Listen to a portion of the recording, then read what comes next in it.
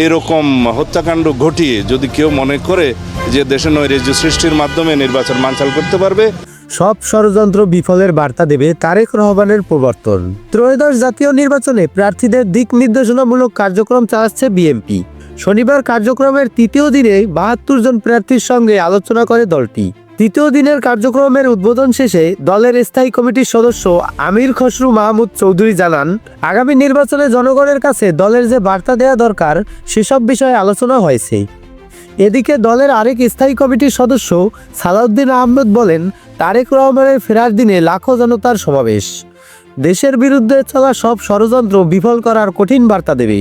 শনিবার দুপুরে বিএনপির ভারপ্রাপ্ত চেয়ারম্যান তারেক রহমানের স্বদেশ প্রবর্তন উপলক্ষে গোপীবাগে প্রস্তুতি সভার আয়োজন করা হয়।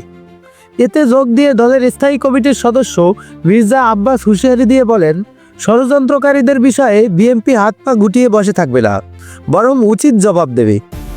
25 ডিসেম্বর যাতে কোনো বিশৃঙ্খলা না হয় সেদিকে নেতাকর্মীদের সচেতন থাকার আহ্বান জানান বিএনপি নেতারা।